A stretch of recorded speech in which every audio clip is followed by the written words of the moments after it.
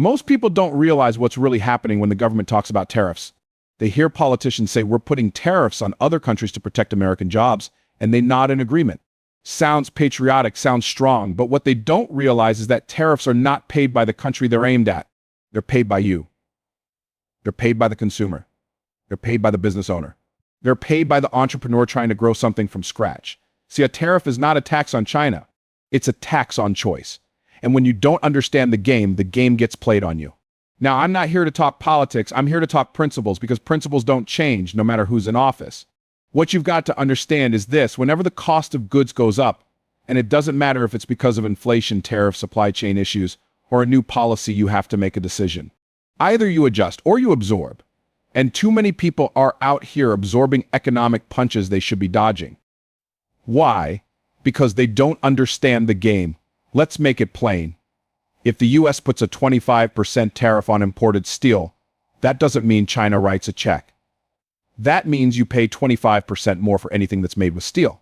Cars, construction materials, machinery, appliances. Everything goes up. And when prices go up, people panic because their income isn't moving, but the cost of living is sprinting. That's how the middle class shrinks. That's how generational wealth gets delayed or destroyed. And that's exactly why you've got to be playing the right game. You have to become economically bilingual. You've got to stop thinking like a consumer and start thinking like a producer. Because when you understand what's going on, you stop asking, why is this happening to me? And you start asking, how can I profit from this? See, the people who are winning in this kind of economy are the ones who understand pricing, sourcing, and positioning. They know how to pivot when the landscape changes. They know how to adapt when costs rise. And they know how to pass those costs on ethically, strategically, and profitably, because they position themselves not to be crushed. Tariffs are part of a much bigger game called economic leverage. Governments use them to tilt trade in their favor. But if you don't have leverage in your own life, then someone else is always going to tilt your table. That's why I tell people all the time, stop complaining about what's happening in Washington and start building something that makes what's happening in Washington irrelevant to your wealth. The person who learns how to create value is always going to be more powerful than the person who waits on value to trickle down. And here's the truth: most folks don't feel the weight of these changes until it hits their wallet. But by the time you feel it, it's too late to prepare. That's why you've got to anticipate economic shifts instead of reacting to them. The person who builds financial strategy during the storm is already late. The person who builds it before the storm owns the umbrella business. If you know tariffs are going to raise prices on goods from certain countries, what are you doing about it? Are you finding domestic suppliers? Are you creating a digital product that doesn't require shipping at all? Are you building a business that's immune to physical supply chain issues? Listen, the people who get crushed by economic policies are not stupid, they're just uninformed. But ignorance is expensive. And in today's economy, it's deadly. That's why the first thing you've got to do is learn. Not just about money, but about how money moves. Learn how policies affect industries. Learn how supply chains work. Learn how the cost of one decision in Washington shows up as an extra $300 a month in your grocery bill or your gas tank. And once you learn, you've got to lead. Because if you don't lead your money, it's going to follow somebody else's agenda. So when I hear people say, this economy is crushing me, I ask, what are you doing to stay off the floor? Because I don't care if tariffs go up, inflation rises, or interest rates double, you still have to live. You still have to provide. You still have to create.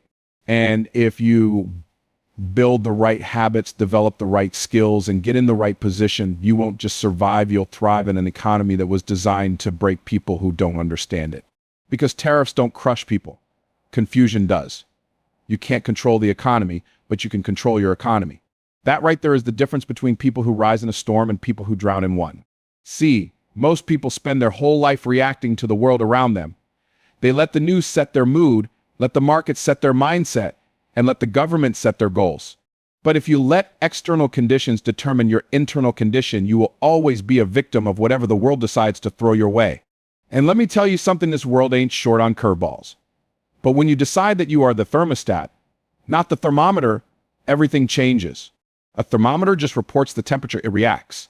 A thermostat sets the temperature. It creates the environment it wants. That's what your mindset does. You have to become the kind of person who sets the tone for your own life regardless of what's happening in the economy. And I know that's easy to say when things are going well. But when prices go up, when business slows down, when your job starts looking shaky, that's when most people fold. That's when people start talking about bad luck and bad timing. but that's also where wealth is transferred from the panic to the prepared.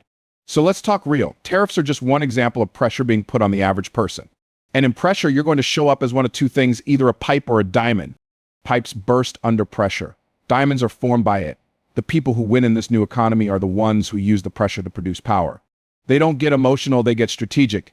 They don't complain about what's wrong, they build what's missing. That's how a wealth mindset works. It takes adversity and turns it into advantage. And here's the wild part, some people will face the same economic conditions and come out of it broke, while others come out of it wealthy. Same tariff, same price hike, same recession, same environment. What's the difference? The inner economy. One person lets fear make their financial decisions. The other lets purpose guide them. One person says, "This is too hard, I'm shutting down." The other says, "This is the opportunity I've been waiting for." The difference is not in the circumstance, it's in the stance. It's in the way you position yourself mentally. I always say, if you don't like the harvest, check the seed. If you don't like the fruit, check the root. If you keep getting crushed by external forces, maybe it's time to upgrade your internal force. You can't have a broke mindset and expect to attract abundant outcomes. You can't walk around with a victim mentality and expect to win like a king. You have to renew your mind before you can rebuild your money. You have to change your language, change your habits, change your circle, change your standards. Otherwise, you'll keep getting the same results and blaming the economy when really it's your thinking that's bankrupt. That's why I say mindset isn't just important, it's non-negotiable. It's not just about feeling positive. It's about taking power, taking ownership, saying, no matter what they do in DC, I'm going to dominate in my industry. Saying, no matter what policy gets passed, I'm going to prosper in my purpose. Because when you're locked in on your purpose, distraction loses its grip. When you're focused on what you're called to do, tariffs can't scare you and headlines can't shake you. Purpose is what makes pressure profitable. Purpose is what takes a struggling season and turns it into a story of success. And some of why all have been waiting on external permission to go all in, waiting on the right economy, the right leader, the right moment. But hear me, if you're waiting for the stars to align, you're going to be waiting broke. Wealth doesn't wait for peace. Wealth is built in the middle of problems. The people who are going to thrive in this new tariff economy are the ones who say, you know what? I'm not waiting for change. I am the change. Because at the end of the day, mindset is the master key. You can have the same skills, same knowledge, same opportunities as someone else. But if they believe they can and you believe you can't, they'll win every single time. Not because they're better, but because they believe different. And when you start believing different, you'll start behaving different. And when your behavior shifts, your bank account starts to follow. So don't let fear write your financial story. Don't let the news anchor be the narrator of your future. This economy might be shaking some people, but it doesn't have to shake you. Producers profit from problems. Consumers pay for them. And the problem with most people is that they've been conditioned their entire lives to be consumers. From the time you were a child, you were trained to buy, to want, to need, to spend. You've been trained to look for deals, not to design value. You've been trained to find the best sale, not the best strategy. And in an economy like this where prices are climbing, goods are getting taxed at the border, and wages aren't keeping up, you can't afford to keep thinking like a consumer. Because here's the truth, consumers always pay retail, but producers get paid royalty. And if you're only on the paying side of the equation, you're going to keep feeling crushed by every shift in the market. Every time a tariff gets passed, your grocery bill gets bigger. Every time imports get taxed, your Amazon cart gets more expensive. But the people who produce, they just adjust the price tag, pivot their offer, reposition their product, and keep on winning. See, when you become a producer, the economy stops being your enemy and starts becoming your employee. Every disruption becomes a delivery system. Every price hike becomes a promotion opportunity. Why? Because producers are solution-oriented. While everybody else is crying about what's wrong, producers are building what's next. And that's the position you've got to move into if you don't want this tariff economy to crush you. Now, I'm not saying you've got to start a factory. I'm saying you've got to start thinking differently. You've got to shift from consuming content to creating it, from buying products to building them, from watching value happen to producing value in the marketplace. You don't need capital to start. What you need is creativity. What you need is clarity. What you need is a mindset that says, if there's a problem, I'm the one who's going to solve it. Let me give it to you real. Let's say tariffs make it more expensive to import foreign furniture. Everyone else complains. You start sourcing locally made furniture. You start building a brand around American craftsmanship. You add value with customization. You tell a story that resonates with buyers. Now you're not just another seller, you're a producer with positioning. And guess what? The price can go up and people will still pay. Why? Because you're not just offering a product. You're offering a solution, a story, a stand. Or maybe you're in the service industry. Tariffs are raising costs, businesses are cutting back, and you're worried about losing clients. But if you think like a producer, you start offering packages that help your clients cut costs by improving their workflow, automating their systems, or shifting to digital products that aren't affected by trade policy. Now, instead of being a liability on their balance sheet, you become an asset. And you've done it by producing value, not just performing tasks.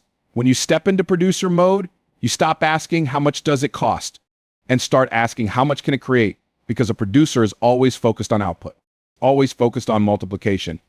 And in a world where most people are trapped in consumption, consuming debt, consuming content, consuming products, your power is in becoming the one who creates. And don't think this is just about business. This is about your whole life. Are you producing peace in your household, or are you consuming chaos from the culture? Are you producing purpose in your family, or are you just reacting to what the world throws at you? Are you producing income, assets, influence, or are you just surviving paycheck to paycheck, waiting for the next stimulus, the next refund, the next break? I came to tell you that waiting is a trap. Hoping the economy gets better is a trap. Praying prices go down without a plan is a trap. Because if the only way you win is if things become easier, then you've already lost. You've got to win because you become stronger. You've got to win because you become smarter. You've got to win because you've stepped into the role of a producer and said, I'm not here to take what life gives me. I'm here to give something to the world so valuable, the world has to pay me for it. You were created to create. And the minute you start acting like it, the economy has no choice but to respond to you. Solomon didn't just have wisdom, he had wealth, but his wealth didn't come from just sitting on a throne making good decisions. It came from multiple streams. The Bible says he had ships coming in every 3 years bringing gold, silver, ivory, apes, and peacocks. That wasn't just abundance, that was diversification. Solomon had systems. He had trade routes. He had tribute coming from kings. He had business dealings on land and sea. The man didn't rely on one thing. He understood that wealth is too fragile to rest on a single stream.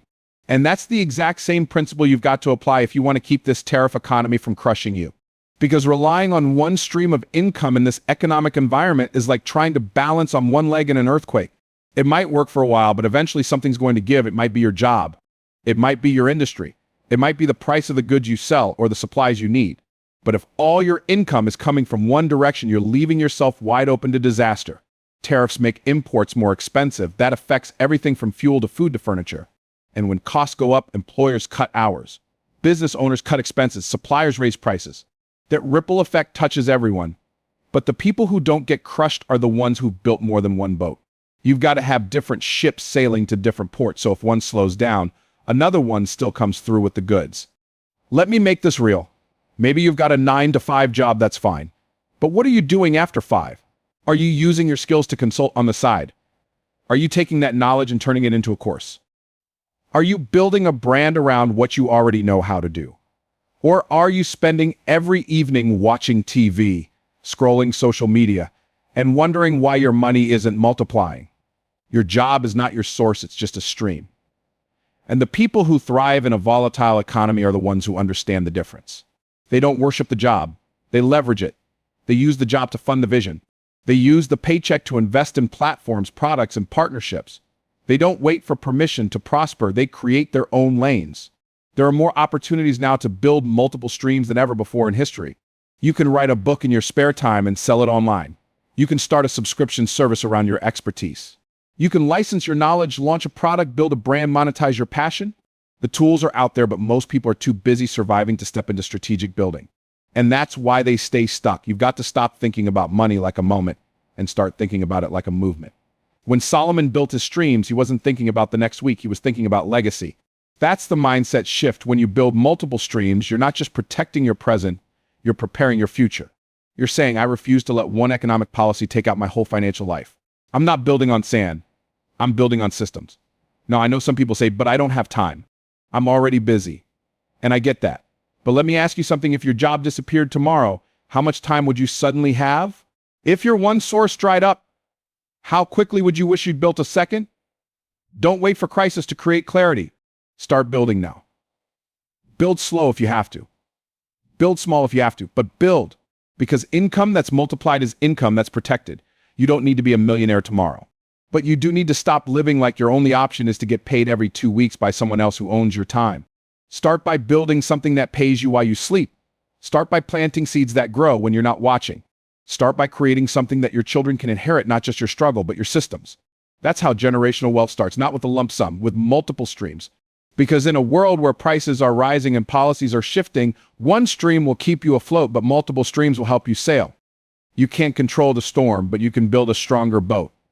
And one of the biggest ways to strengthen your financial vessel in this economy is by understanding how to reposition and repackage your value. Because let's be honest, tariffs don't just change prices, they change perception. They change demand. They change what people are looking for, how much they're willing to pay, and what they believe is worth the cost. But here's the thing, value doesn't disappear, it just shifts.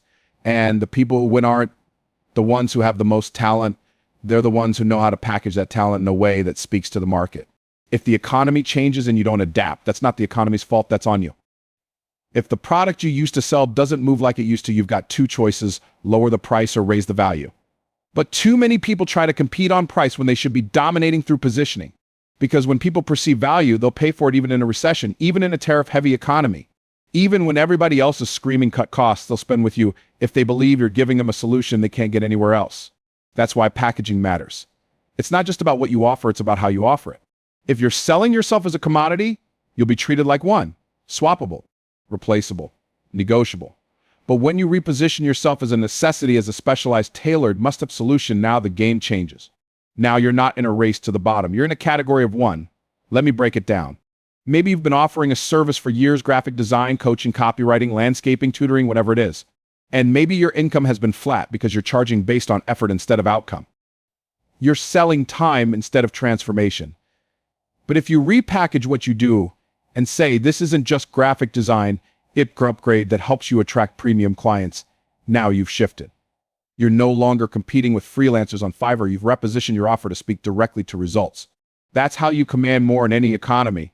The reason most people get crushed in economic shifts is because they try to keep selling what used to work, the way it used to work, to people who no longer want it that way. But when you understand positioning, you don't panic, you pivot. You listen to the market. You listen to the language people are using. You look for the new pain points, and then you repackage your solution to speak directly to those problems. That's not manipulation, that's wisdom. That's how you stay relevant when everything else is being shaken. And don't miss this, sometimes the value you think is obvious isn't obvious to the person who needs it most. That's why you have to learn how to communicate value clearly. If people can't see what's in it for them, they won't buy, even if what you're offering is gold. So you've got to learn how to speak the language of results. You've got to stop describing what you do and start describing what your client or customer gets. You've got to move from explanation to transformation. Let's say you're a teacher by trade. You're used to getting paid by the hour or the semester. But what if you reposition that knowledge? What if you package it into a digital course for homeschooling parents navigating curriculum changes due to supply chain issues or school policy shifts? Now your value just increased because you've made it relevant. You didn't change your skill, you changed the presentation. And that change could be worth 6 or 7 figures. Tariffs might mess with imports. They might mess with big box pricing. But they can't touch your creativity.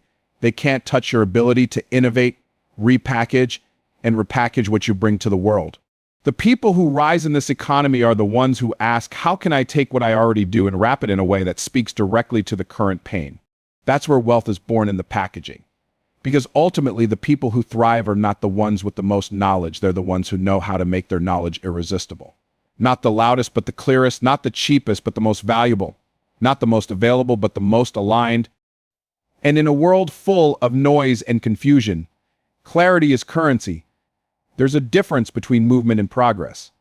Just because you're busy doesn't mean you're building. Just because you're grinding doesn't mean you're growing. And in a chaotic economy, especially one squeezed by tariffs, inflation, and uncertainty, most people are just reacting. They're scrambling, surviving, spinning in circles, hoping things will calm down. But hope is not a strategy. Reaction is not a plan. You need clarity if you're going to thrive in an economy that's designed to confuse you. Because let me tell you something, confusion is expensive. Every moment you spend unsure about what to do next, you're paying in lost opportunity. Every day you stay stuck in indecision, someone else is moving with intention. Every time you hesitate, trying to figure out what the economy is going to do, you're missing a moment to make it work for you. Tariffs don't just increase prices, they increase pressure. But pressure isn't your problem. Lack of clarity is. Clarity is the compass that keeps you aligned when the winds of the world are shifting. It's the vision that makes you unstoppable when others are uncertain. If you don't know what you're building, who you're serving, or where you're going, then any change in the marketplace can knock you off course. But when you've got a clear goal, a clear mission, and a clear process, nothing can stop you. The storm may shake the ship, but it won't sink it. And clarity starts with purpose. If you don't know why you're doing what you're doing, then you'll constantly be tempted to quit, pivot, or panic at the first sign of adversity. But purpose anchors you. Purpose reminds you that your mission isn't tied to the market, it's tied to your assignment. So whether the economy is up or down, whether tariffs are rising or falling, you move with consistency because your identity isn't in the paycheck, it's in the calling. You've got to know what you're here to solve.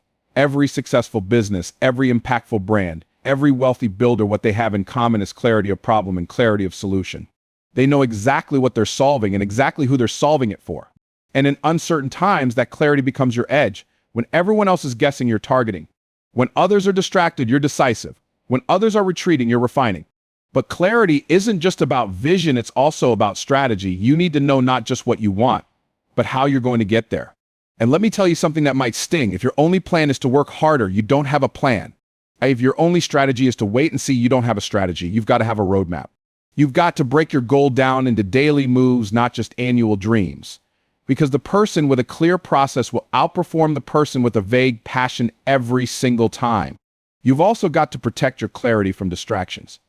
In this kind of economy, the news cycle is loud, social media is louder, and fear is the loudest. But you can't afford to let outside noise disrupt your inner knowing. You can't let the chaos out there compromise the vision in here. Shut off the noise, get still, listen for direction, write the vision, make it plain, and then run with it. Don't spend your days reacting to headlines. Build your own. Don't let politicians, pundits, or platforms determine what's possible for you. They're not your source. They don't control your outcome. They can shake the world, but they can't shake your work if your work is rooted in clarity. You've got to say, I know what I'm called to build, and I refuse to be distracted, discouraged, or delayed by what doesn't align with that calling.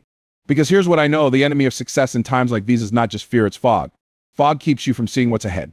Fog keeps you from accelerating. Fog makes you slow down, pull over, or stop altogether. But clarity cuts through the fog like a spotlight. It illuminates the next step. It gives you permission to move, even if you can't see the whole path. And when you move with clarity, you activate momentum. And momentum multiplies. The clearer you are, the faster you move. The faster you move, the more confident you become. The more confident you become, the more value you create. And value creation in any economy is the gateway to wealth. So while the world is slowing down, you're speeding up. While others are waiting, you're working. While others are scared, you're certain because you've got clarity, and clarity is power. Clarity keeps you building when the world is breaking.